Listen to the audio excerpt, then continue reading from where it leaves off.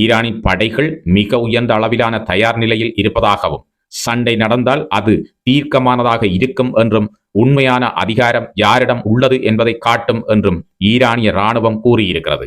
வணக்கம், நான் உங்கள் RM ராம். காணொலியை ஸ்கிப் பண்ணாமல் காணொலியை கடைசி வரைக்கும் பாருங்க. இந்த காணொலியை மிக முக்கியமான பரபரப்பு செய்திகள் உங்களுக்காக காத்திருக்கிறது. சரி, காணொலிக்கு ஒரு லைக் போட்டு அப்படி உள்ள வாங்க. இந்த காணொலியில் இருக்கின்ற மிக முக்கியமான விஷயங்களை இன்னும் கிளீனா பார்க்கலாம். மற்றொரு நாள் மற்றும் ஒரு கப்பல் ஓமான் கடற்கரைக்கு அப்பால் ஹார்மோஸ் நீரிணையின் மூலோபாய பகுதிக்கு அருகில் அடையாளம் தெரியாத ஏவுகணையால் சரக்கு கப்பல் ஒன்று தாக்கப்பட்டுள்ளதாக புதிய சம்பவம் ஒன்று இப்பொழுது பதிவாகி இருக்கிறது. ஐக்கிய ராச்சிய கடல்சார் வர்த்தக செயற்பாடுகள் UKMTO அமைப்பின் தகவல்களின்படி ஓமானின் அல் கசாப்பிற்கு வடகிழக்கே சுமார் 20 கடல் மைல் தொலைவில் இந்த சம்பவம் நிகழ்ந்திருக்கிறது. அருகில் உள்ள கப்பல்களுக்கு VHF சனல் 16 மூலம் அவசர செய்தியை பரப்பிய அந்த கப்பல் அடையாளம் தெரியாத ஏவுகணை ஒன்று தம்மை தாக்கியதாக தெரிவித்தது.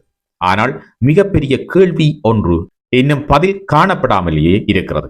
அந்த கப்பலை துல்லியமாக தாக்கியது எது? அது ட்ரோனா அல்லது ஏவுகணையா?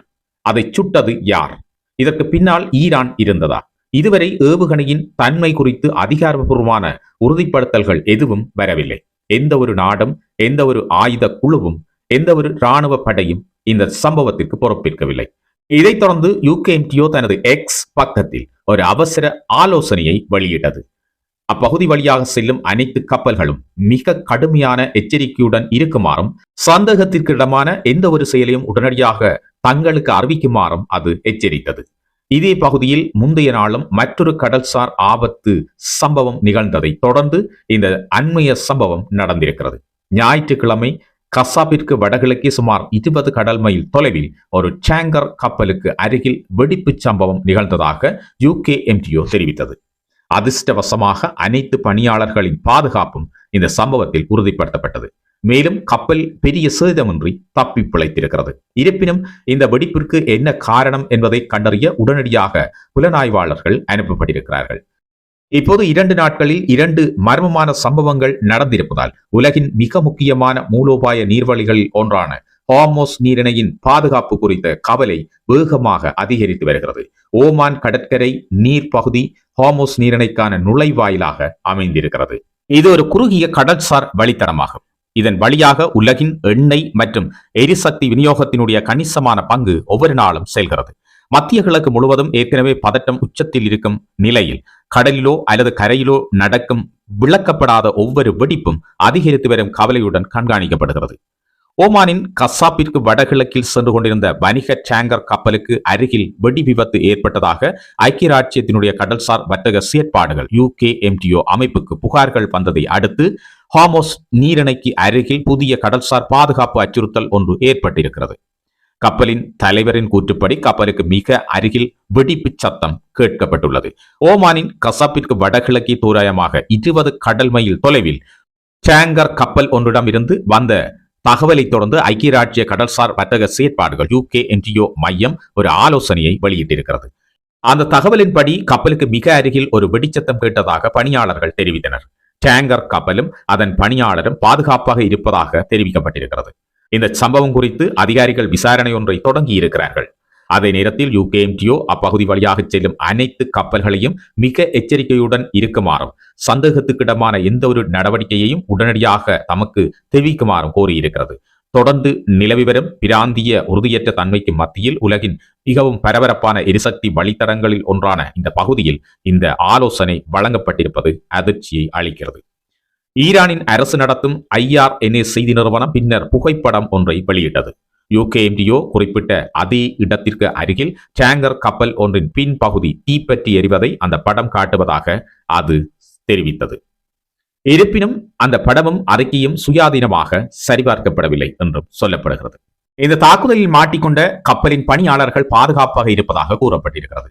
சமீபத்திய தாக்குதல் செய்திகளுக்கு பிறகு ஏற்கனவே போக்குவரத்து மிகவும் குறைந்திருக்கிற ஹார்மோஸ் நீரிணையின் வழியாக வணிக கப்பல் போக்குவரத்து செல்வது குறித்த கவலைகளை இந்த அண்மைய அச்சுறுத்தல்கள் அதிகரித்திருக்கிறது. அதே நேரத்தில் யமனில் ஈரானால் ஆதரிக்கப்படுகின்ற கூத்தி இயக்கத்தின் அச்சுறுத்தல்களை மீறி சவுதி எண்ணெய் டேங்கர் கப்பல்கள் பாப் எல் மந்தேப் வழியாக தொடர்ந்து செல்வதை ஷிப்பிங் தரவுகள் காட்டுகின்றன. யமனின் ஈரான் ஆதரவு கூத்தி அமைப்பினருடைய அச்சுறுத்தல்களை மீறி 2 சவுதி எண்ணெய் டேங்கர் கப்பல்கள் வார இறுதியில் போஃபெல் மந்தேப்பை கடந்து சென்றன. வெள்ளிக்கிழமை அன்று 27ஆகவும் சனிக்கிழமை அன்று 27ஆகவும் இருந்த சரக்கு கப்பல்களின் போக்குவரத்து ஞாயிற்றுக்கிழமை அன்று 18ஆக குறைந்து கடுமையான சரிவை சந்தித்துள்ளதாக ஷிப்பிங் தரவுகள் கூறுகின்றன. பெர்சியன் வளைகுடாவை தாண்டி எண்ணெய் மற்றும் பிற வணிகச் சரக்குகளை ஏற்றிச் செல்லும் டேங்கர்களை குறிவைக்கின்ற வகையில் சவுதி அரேபியா மீதான கடல்சார் தடையை கூத்திகள் அறிவித்ததை தொடர்ந்து இந்த மந்த நிலை ஏற்பட்டிருக்கிறது. இந்த கடல்சார் பதற்றங்கள் வழிச்செல்லுதல் சுதந்திரம் குறித்த பிராந்திய மோதலுக்கு மத்தியில் எழுந்திருக்கின்றன.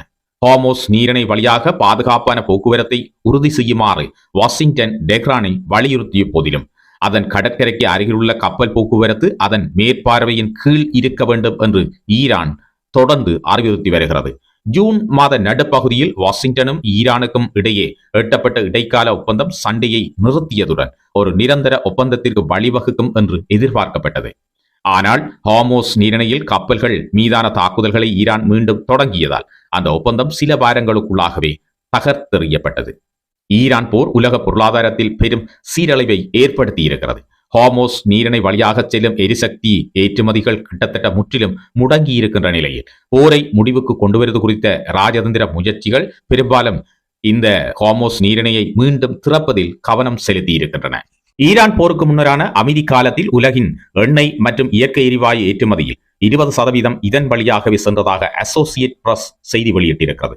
ஜூலை 13 முதல் 19 வரையிலான வாரத்தில் 82 கப்பல்களாக இருந்த ஏற்கனவே குறைவாக இருந்த நீரிணை வழியான போக்குவரத்து ஜூலை 20 முதல் 26 ஆக குறைந்துள்ளது. ஷிப்பிங் தரவு மற்றும் பகுப்பாய்வு நிறுவனமான லாயிஸ்ட் லிஸ்ட் இன்டெலிஜென்ஸ் ஒரு இணைய வழி கருத்தரங்கில் தெரிவித்திருக்கிறது.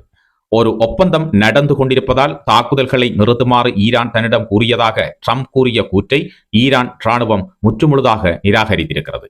போர் குறித்த டொனால்ட் ட்ரம்பின் சமீப கூற்றை ஈரான் திட்டவட்டமாக மறுத்திருக்கிறது.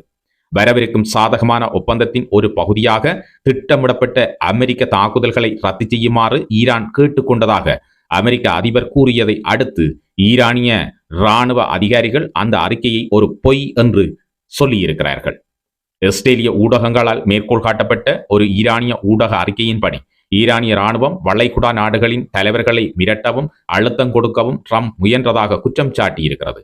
ஈரானின் படைகள் மிக உயர்ந்த அளவிலான தயார் நிலையில் இருப்பதாகவும் சண்டை நடந்தால் அது தீர்க்கமானதாக இருக்கும் என்றும் உண்மையான அதிகாரம் யாரிடம் உள்ளது என்பதை காட்டும் என்றும் ஈரானிய ராணுவம் கூறியிருக்கிறது.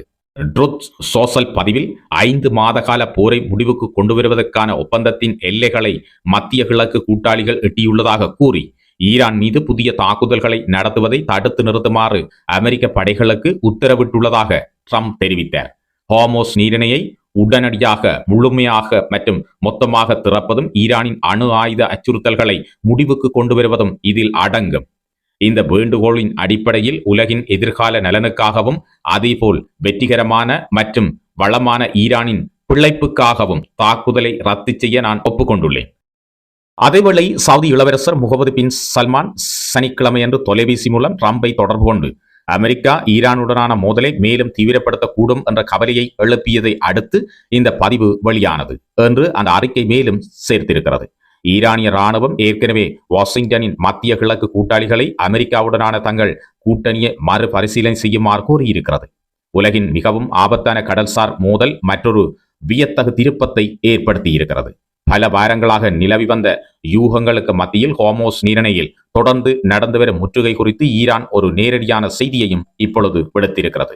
உலகின் மிக முக்கியமான ஏற்றுமதி வழிகளில் ஒன்றான ஹார்மோஸ் நீரிணையை உடனடியாக திறக்கின்ற திட்டம் எதுவும் ஈரானிடம் இல்லை என்று உத்தியோகபூர்வமாக ஈரான் கூறியிருக்கிறது.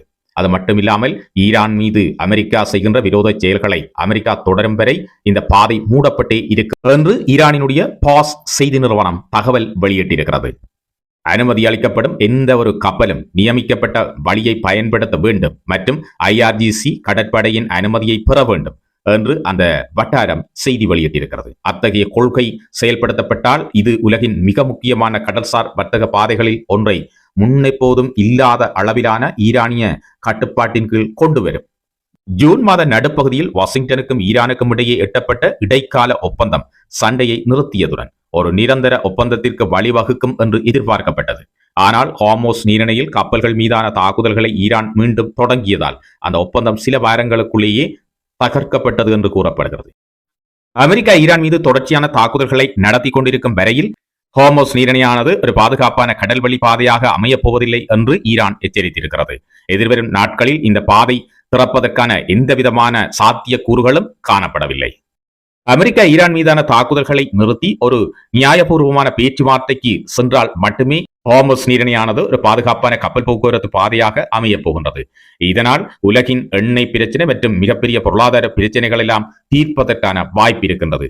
அதையும் மீறி அமெரிக்கா தொடர்ச்சியாக ஈரான் மீது தாக்குதல்களை நடத்தி கொண்டு ஈரானை சரணடையுமாறோ அல்லது இந்த ஹோர்மோஸ் நீரிணை அணு ஆயுத பிரச்சனைகள் தொடர்பாக பேச்சுவார்த்தைகளுக்கு அழைக்குமானால் அது சாத்தியமாகாத ஒன்றாகவே செல்லும் என்று ஈரானியர்கள் இப்போது எச்சரித்திருக்கிறார்கள். எனவே உலகம் தொடர்ந்தும் ஒரு இருளுக்குள் சென்று கொண்டிருப்பது தெரிகிறது.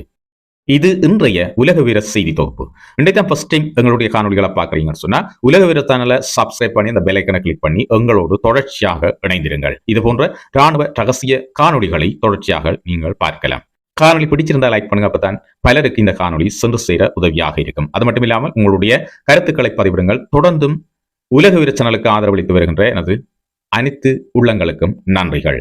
மீண்டும் நாளை மாலை இதே நேரம் ஒரு புதிய முக்கியமான உலக வீர செய்தி தொகுப்போடு உங்கள் அனைவரையும் சந்திக்கிறேன். வணக்கம்.